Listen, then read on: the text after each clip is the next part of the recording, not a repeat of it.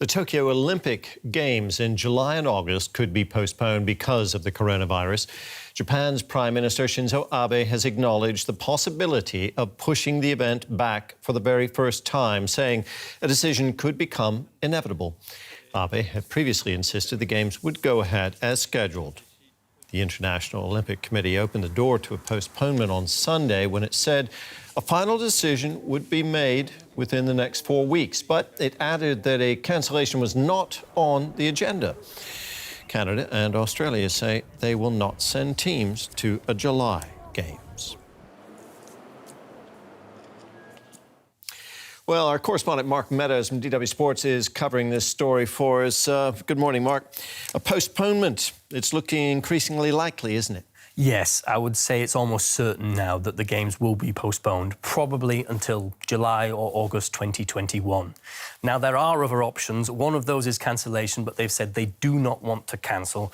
The Japanese have invested so much money in these Games. Already at the last count, $12.6 billion, and it's probably going to rise.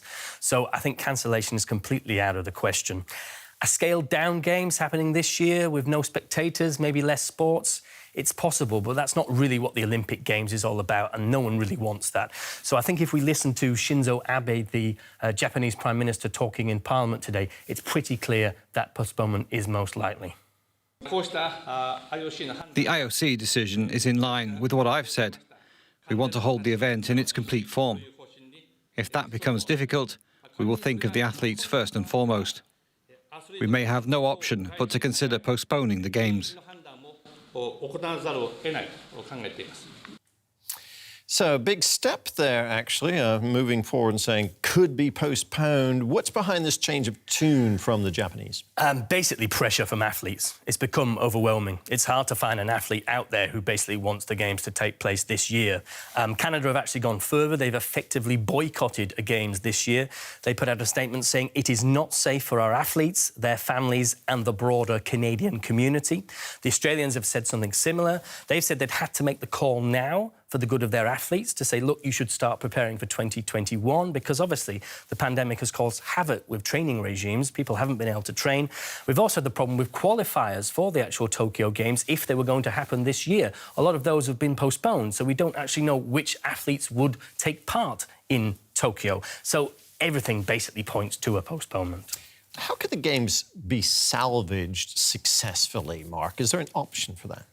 I think so. I mean, the Japanese were so happy when they won the bid in 2013 and, you know, they were ready with all the venues in double quick time. Those venues are still going to be relatively new. They're still going to be there in July or August 2021. Obviously, all the volunteers are there for this year, but they could quite easily be persuaded to put it back a year. All the hotel space is there. So it's easy to see how a full Olympic Games could take place in 2021. The problem obviously comes if this pandemic is as serious as it is now. At the end of this year, they might then panic and think, hang on, even July, August 2021 is too close. There's also a problem that the World Athletics Championships is due to happen in Oregon in August 2021, and also the Swimming World Championships in Japan in July 2021. Now, those two are flagship Olympic events. There's no way they could actually happen if the Olympics was happening at the same time. So there's lots to work through, and that's probably why they need this 4 weeks to make a final decision. Sporting world, like everything else, in disarray. Mark Meadows from DW Sport, thanks so much. Let's go straight to Tokyo now and speak to journalist Michael Penn. He's the president of the Shingetsu News Agency. Hi there, Michael. Canada says it's not going to send athletes to the Olympics this year. Australia has suggested the same. Shinzo Abe has been insisting the Games would go ahead as planned, but isn't it inevitable now that they'll either be cancelled or, as Abe himself has hinted, postponed? Yes, you put your finger on it exactly. The actions which both the Canada Olympic committees and the Australian government are taking effectively have collapsed the current line of the Japanese government, as well as the International Olympic Committee.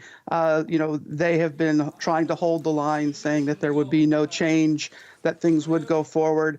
But while they kept delaying and you know, essentially being inflexible, other people have now taken this decision out of their hands.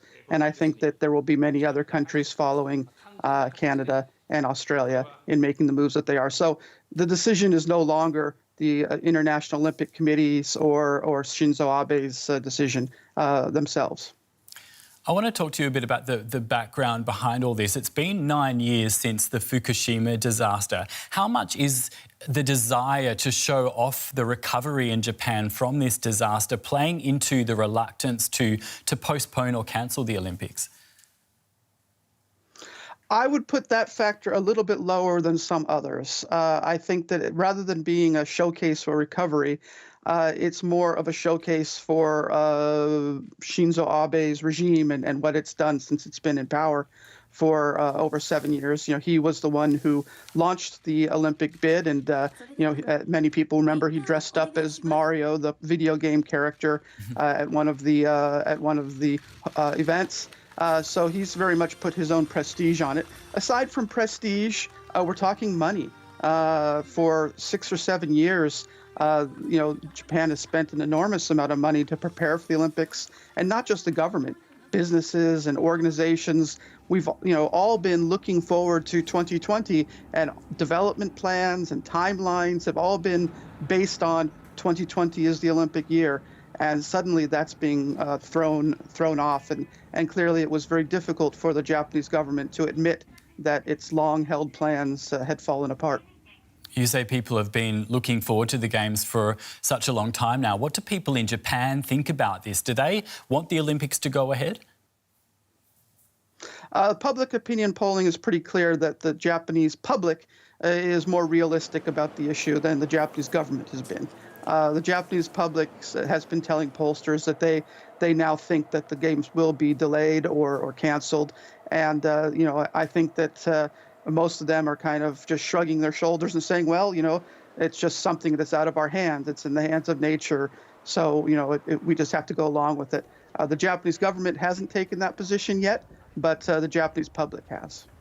Good to talk to you. Michael Penn from the Shingetsu News Agency in Tokyo. Thank you.